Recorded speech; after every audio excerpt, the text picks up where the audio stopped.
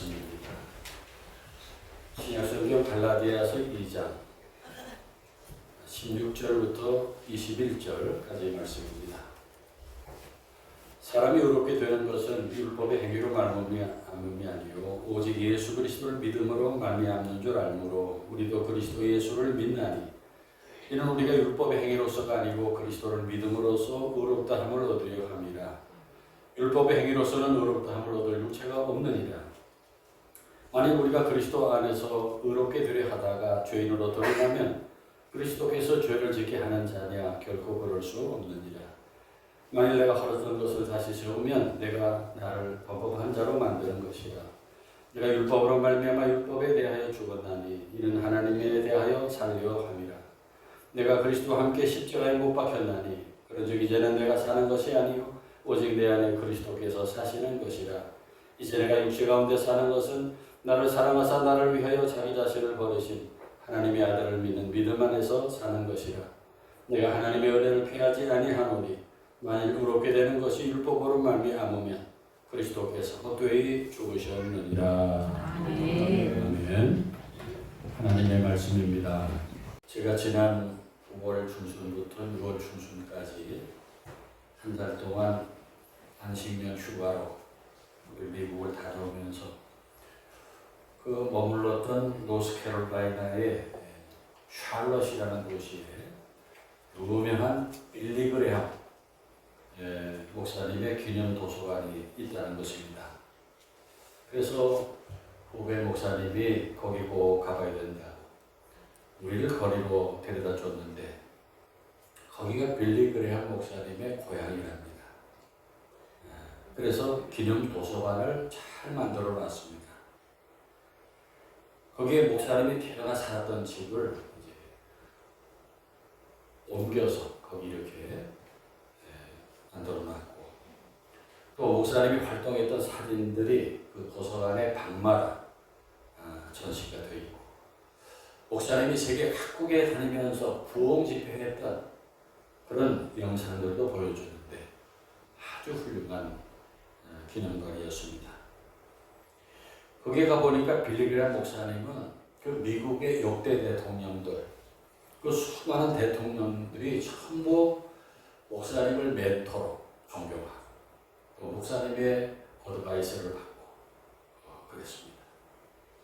그리고 세계 거의 모든 나라들을 방문해서 전도 집회를 열어서 헤아릴 수 없이 많은 그런 사람들에게 복음을 전하셨고 정말 위대한 부흥사였다는 것을 실감할 수 있었습니다. 우리나라에도 1973년도에 여의도에서 엄청난 전도 집회를 했던 것을 여러분 아실 것입니다. 저도 그때 중학생 때 교인들과 부모님과 같이 봉천동에서 여의도까지 걸어갔어요. 그때 버스가 이렇게 없었는가. 하여튼 걸어가서 가까이에서 그 빌리 그레함 목사님을 봤던 그런 기억이 있습니다. 그곳 도서관에서 그 목사님의 그 설교한 영상들을 계속 이렇게 보여주는데 그 메시지가 아주 단순합니다. God loves you. God loves you. 목사님이 세계 다니면서 가장 많이 외쳤던 메시지가 그거예요. God loves you. 하나님이 여러분을 사랑하십니다. 하나님이 여러분을 사랑하십니다. 믿습니까? 아멘. 다니면서 그 믿지 않은 사람들에게, 저 남미 아프리카에 있는 사람들에게 하나님이 여러분을 사랑하십니다 외치니까 그 사람들이 막 우는 거예요. 손을 들고. 그리고 예수 그리스도가 우리를 위해서 십자가에서 피 흘려 죽으셨습니다. 그 피로 우리의 죄가 사함받았습니다. 그 사실을 믿고 예수를 구주로 영접하는 자는 누구나 구원을 받습니다. 그러니 예수님 앞으로 나오십시오. 예수를 믿으십시오. 외치는 거예요. 그 설교에 세계 수많은 나라에 헤아릴 수 없이 많은 사람들이 예수를 믿고 구원을 받았습니다. 그 빌리 그레함 목사님의 그 설교 영상을 보는데 메시지가 크게 두 가지예요. 하나는 하나님의 사랑, 그리고 또 하나는 예수 그리스도의 십자가, 복음입니다. 그것을 열심히 선포할 때 놀라운 구원의 역사들이 나타났었다는 것입니다. 성도 여러분, 우리는 바로 그런 구원을 믿고 구원을 받았습니다. 그래서 그리스도인이 되었어요. 그래서 오늘날 이렇게 세상 속에서 예수 믿는 자로 살고 있습니다. 아멘. 그런데 우리가 제대로 된 그리스도인일까요? 참된 기독교일까요? 여러분 확실하게 대답할 수 있습니까? 또 묻습니다. 여러분에게 믿음이 있습니까?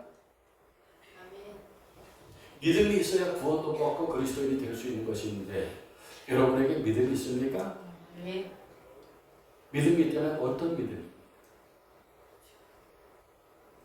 그 믿음이 확실한 믿음입니까? 사람들이 여러분에게 당신에게 믿음이 있느냐 묻는다면 있다라고 말할 수 있습니까? 자신 있는 분도 있고 자신 없는 분도 있을 것입니다. 자신이 없다면 그 이유가 무엇일까요? 여러분, 우리가 죄사함 받고 구원받는 것은 믿음으로 받습니다. 아멘. 행위로 받는 것이 아닙니다. 오늘 16절 말씀을 보면은 사람이 의롭게 되는 것은 율법의 행위로 말미암이 아니요 오직 예수 그리스도를 믿음으로 말미암은 줄 알므로 우리도 그리스도 예수를 믿나니 이는 우리가 율법의 행위로서가 아니고 그리스도를 믿음으로써 의롭다함을 얻으려 함이라. 율법의 행위로서는 의롭다함을 얻을 육체가 없느니라 아멘. 하셨는데 이 말씀 가운데 보면은 이 믿음이라는 말과 이 행위라는 말이 대비되고 있습니다. 믿음이냐 행위냐 할 때 이 구원받는 것은 믿음으로 받는 것입니다. 아멘입니까? 이 말씀이 기록될 당시에 그 옛날에는 믿음보다도 율법을 지키는 것이 더 우선이라고 여겨질 때였어요. 율법을 지키는 행위가 없이는 구원받을 수 없다는 것이 당시의 강한 주장이었어요. 그러나 잘 들으세요. 믿음이 먼저입니다. 구원은 믿음으로 받는 것입니다. 행위로 구원받을 수 없어요. 우리가 어떤 일을 해가지고 구원을 받을 수 있겠습니까? 말도 안 되는 것입니다. 구원은 예수가 나의 구주 되심을 믿음으로 받습니다. 예수님께서 십자가에서 피 흘려 죽으심으로 내 죄를 속량해 주신 것을 믿을 때 죄사함을 받습니다. 그러면 행위는 뭐예요? 행위는 가치가 없는 것입니까? 행위는 없어도 됩니까? 아닙니다. 야고보서에 보면은 2장 17절에 이와 같이 행함이 없는 믿음은 그 자체가 죽은 것이다. 26절에 영혼 없는 몸이 죽은 것 같이 행함이 없는 믿음은 죽은 것이니라. 말씀에서 행함이 없는 믿음은 죽은 것이라고 했어요. 그러면 행위와 믿음이 어떤 관계가 있는 것입니까? 잘 들으세요. 구원은 믿음으로 받습니다. 그런데 참된 믿음에는 반드시 행위가 따라오게 돼 있어요. 믿음에 합당한 행위가 따라옵니다. 그런데 믿음이 있다면서 그 믿음을 보여주는 행위가 없다면은 그 믿음은 죽은 믿음이다 라고 야고보서가 말씀하는 것입니다. 다시 말해서 행위가 따르지 않은 믿음은 믿음이 아니라는 거예요. 죽은 것은 없는 거나 마찬가지 아니에요? 그러니까 참된 믿음에는 그에 합당한 행위가 반드시 따르게 되어 있습니다. 행함이 뒷받침되는 믿음이 참 믿음이다 라고 말씀하는 것입니다. 여러분 그렇지 않아요? 우리가 하나님을 믿는다 하면서 하나님께서 명하신 말씀들을 실천해야 되지 않겠습니까? 그래 하나님 믿는 거 아니겠어요? 하나님 믿는다 하면서 하나님 말씀에 순종하지 않는다면 그것은 하나님 믿는 것이라고 말할 수 없어요. 하나님 살아계심을 확실히 믿는 사람은 그 믿음을 행위로 실천합니다. 아멘. 행함과 믿음은 떨어질 수 없는 관계에 있는 것입니다. 아멘. 우리가 하나님의 말씀을 읽습니다. 설교를 듣습니다. 그런 마음의 감동을 받아요. 은혜를 받습니다. 아멘. 그렇습니다. 그 말씀이 옳습니다. 하고 은혜를 받아요. 그렇게 은혜를 받으면 그 받은 은혜가 행함으로 나타나야 돼요. 우리가 믿습니다 했으면 그 믿는 것이 행함으로 나타나지 되지 않겠습니까? 그래서 야고 사도는 행함이 없는 믿음은 죽은 믿음이다. 그렇게 말씀합니다. 죽은 믿음. 그럼 어디다 쓰겠어요? 그러니까 여러분, 오늘 내 믿음이 참 믿음일까 아닐까 어떻게 할 수 있어요? 내 믿음에 그 합당한 행함이 따르고 있는가 없는가로 알 수 있어요. 행함이 따르고 있다면 그것은 참 믿음이고, 행함이 없다면 그것은 죽은 믿음이에요. 제 얘기가 아니고 성경이 그렇게 말씀합니다. 그러면 왜 우리는 하나님의 말씀을 실천하지 못하고 미지근한 믿음으로 살고 있을까요? 왜 우리들이 예수님의 교훈을 실천하지 못할까요? 그래서 세상 속에서 빛과 소금도 되지 못하고 칭찬받는 그리스도인으로 살지 못할까요? 왜 그리스도인으로서 당당하지 못하고 자신이 기독교인이라는 것을 감추고 그리스도인으로서 왜 담대하게 행동하지 못할까요? 오늘 갈라디아서 2장 20절에 그 이유를 가르쳐 줍니다. 내가 그리스도와 함께 십자가에 못 박혔나니. 바울은 자신이 그리스도와 함께 십자가에 못 박혔다고 고백합니다. 십자가에 못 박혔다고 하는 것은 십자가에 못 박혀서 죽었다는 말입니다. 자신은 십자가에서 죽었고, 그래서 이제 내 안에 누가 사시느냐? 이제 내가 아니라 그리스도께서 사신다고 고백합니다. 그래서 바울이 십자가에 자신을 죽이고 어떻게 됐어요? 망했습니까? 끝났습니까? 아닙니다. 바울은 위대한 사도가 되었어요. 기독교 역사뿐만 아니라 세계 역사에 이름이 남는 위대한 인물이 되었어요. 아멘. 그러면 오늘날 우리들은 왜 세상에서 그리스도인으로서 당당하지 못할까요? 왜 믿는 사람으로서 혈기를 부리고 자신을 제어하지 못합니까?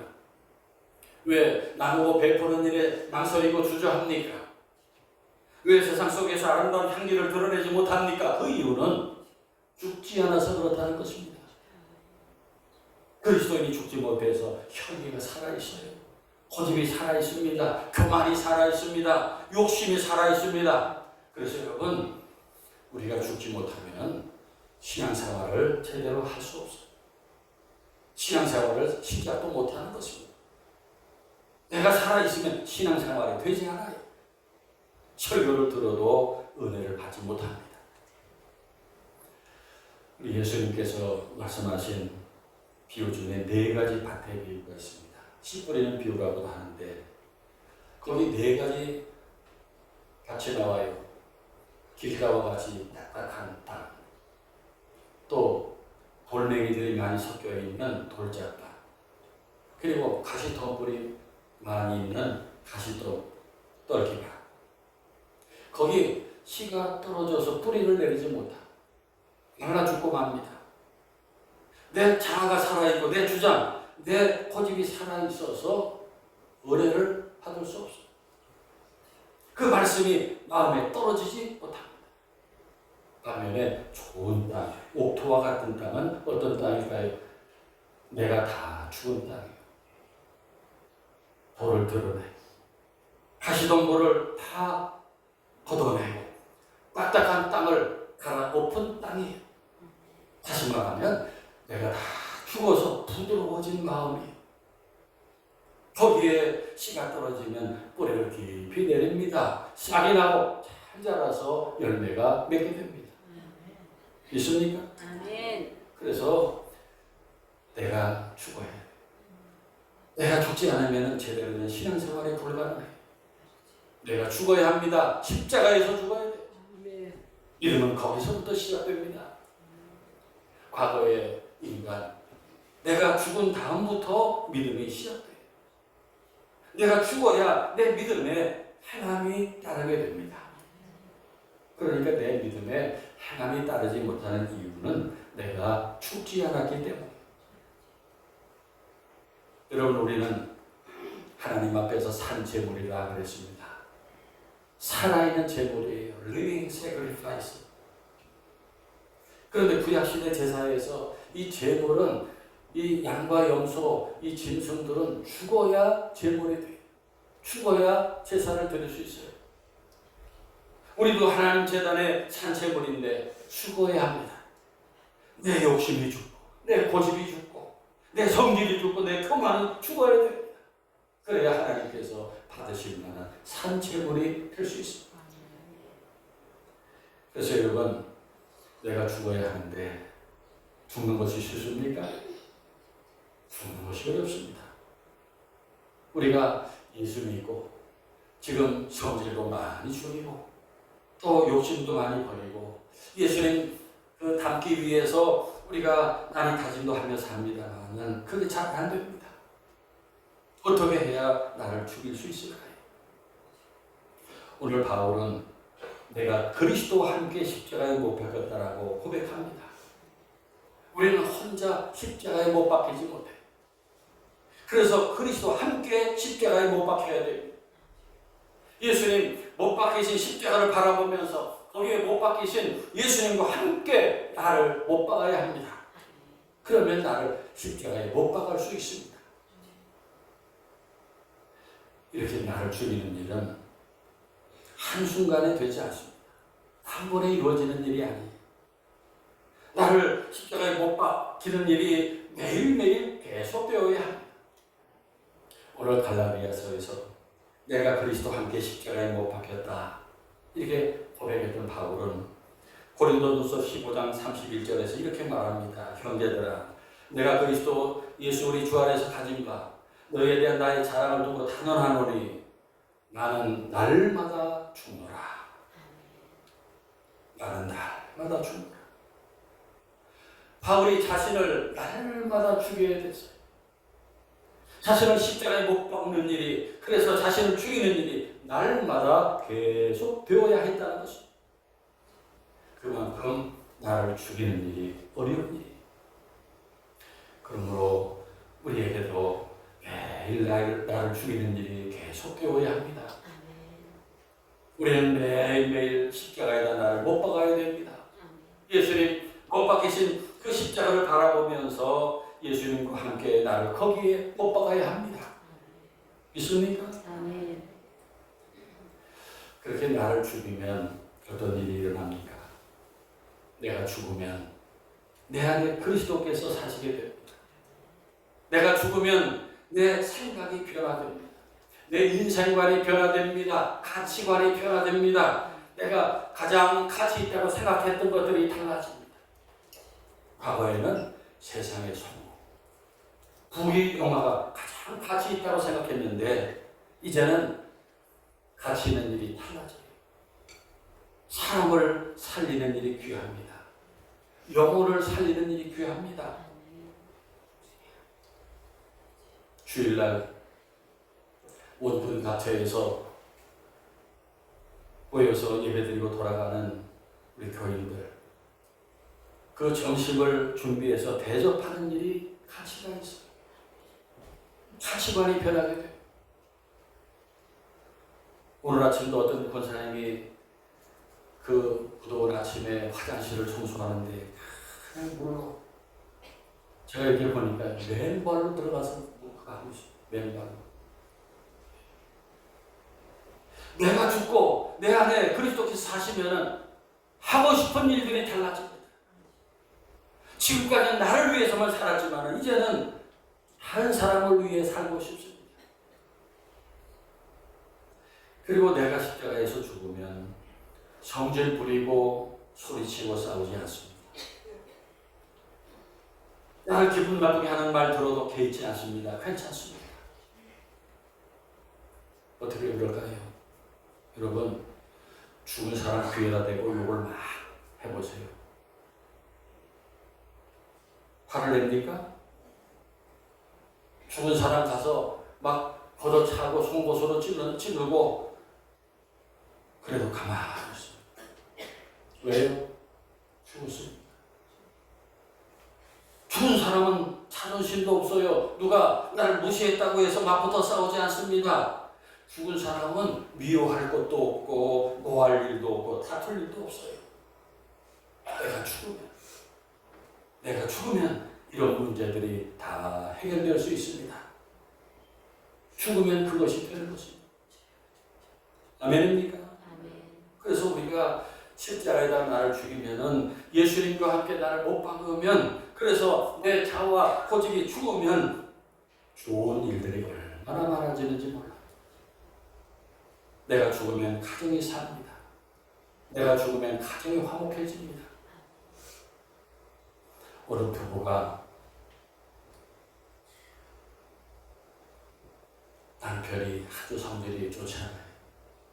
그래서 화를 자주 내고 아내를 괴롭혀요. 소리지고. 근데 아내는 한 번도 맞대꾸 하지 않고 다 받아들이고 그냥 그리고 살아요. 몇 년을 그렇게 지내면서 남편이 좀 미안하기도 하고 그래서 여보 내가 그렇게 화내고 소리 지르는데 어떻게 이렇게 당신은 화도 안 내고 그렇게 잘 받아 넘기고 지냈냐고. 그랬더니 아내가 얘기합니다. 나는 당신이 그럴 때마다 칫솔로 변기를 닦아요. 그러면 화가 안 나요. 그래서 칫솔로 변기를 닦는다고? 그럼 화가 난다고? 그러니까 예, 당신 칫솔로 닦아요. 남편이 성질 부리면 조용히 화장실에 가서 남편 칫솔로 변기를 닦았대요. 가정의 화목을 위해서 막부터 싸우지 않았다. 그런 우스갯 이야기입니다. 제가 괜한 거 가르쳐 드린 것 같은데 성질 안 좋은 남자들은 남편들은 이제 칫솔을 가지고 가는 식으로 가니까 여러분 내가 죽으면 가정이 살고 내가 죽으면 교회가 살고 내가 죽으면 이 나라가 삽니다. 자기가 살아서 날뛰니까 지금 세상이 얼마나 어지럽습니까? 내가 죽어야 되는데 내가 죽으면 다른 많은 것들이 많이 살아나게 되는. 그래서 여러분 신앙생활의 가장 큰 복은 무엇일까요? 내가 주님과 함께 죽는 것입니다. 아멘. 믿습니까? 아멘. 신앙생활은요 자기가 죽는 거예요. 그것이 신앙생활이에요. 자기가 잘 죽는 사람이 신앙생활을 잘하는 사람이에요. 십자가에서 예수님과 함께 죽는 것이 곧 내가 사는 길이고 내가 죽는 것이 많은 것을 살리는 길인 것을 믿으시기 바랍니다. 그렇게 나를 죽일 때 저번 말씀드린 내 믿음의 행함이 따라오게 됩니다. 내가 살아있으면요 하기 싫어. 다 하기 싫어. 예배 생활, 기도 생활, 헌금, 봉사 다 하기 싫어. 내가 살아있으면. 내 욕심이 죽지 않고 살아있으면요 그 욕심이 다 못하게. 그러나 내가 죽으면 그런 일들이 쉬워집니다. 행함이 따라오게 됩니다. 믿습니까? 여러분 요한복음 14장 6절 말씀에 예수께서 이르시되 내가 곧 길이요 진리요 생명이니 나로 말미암지 않고는 아버지께로 올 자가 없느니라 하셨는데 예수님이 우리의 길이 되십니다. 예수님 먼저 그 길을 가셨어요. 십자가의 길을 가셨습니다. 그렇게 죽으심으로 부활의 영광을 얻으셨고 온 세상을 구원하는 구주가 되셨습니다. 우리가 예수님 먼저 가신 그 길을 가야, 그 길을 가봐야 돼. 그 십자가의 길, 십자가에 못 박혀 죽는 길을 우리도 가봐야 되지 않겠어요? 그래야 길 대신 예수님을 따르는 제자가 되는 것입니다. 오늘날 우리가 죽지 못해서 그리스도인으로서 떳떳하지 못할 때가 얼마나 많습니까? 내가 죽지 못해서 혈기를 부리지 말아야 될 때 혈기 부리고 고집 부리지 말아야 될 때 고집 부리고 부끄럽게 살 때가 얼마나 많습니까? 우리 모두 십자가에다 자신을 예수님과 함께 못 박읍시다. 아멘. 그리고 나를 죽입시다. 아멘. 날마다 죽읍시다. 아멘. 오늘 아침 우리에게 주시는 성찬의 떡과 잔이 예수님 걸어가신 그 길을 나도 걸어가겠습니다. 예수님 죽으신 십자가에서 나도 같이 죽겠습니다. 그래서 참 생명의 길, 영광의 길을 가겠습니다. 다짐하는 그런 성찬이 되기를 바랍니다. 아멘. 여기에 떡과 잔이 무엇입니까? 예수님이 십자가에서 찍히신 살이고 흘리신 피예요. 우리가 그 살과 피를 먹고 마실 때 생각하는 것이 있어야 되지 않겠어요? 달라지는 것이 있어야 되지 않겠어요? 오늘의 성찬을 먹고 마심으로 내 욕심, 혈기, 고집, 교만이 십자가에서 다 죽고 아름다운 그리스도인들로 다시 태어나는 은혜가 있기를 축원합니다. 아멘. 축원합니다. 아멘. 기도드리겠습니다. 살아계셔서 세상 모든 것을 다스리시고 좋은 복을 내리시는 하나님 아버지, 우리를 살리기 위해 예수님 보내주시고 주님 걸어가신 그 길을 보여주시니 감사드립니다.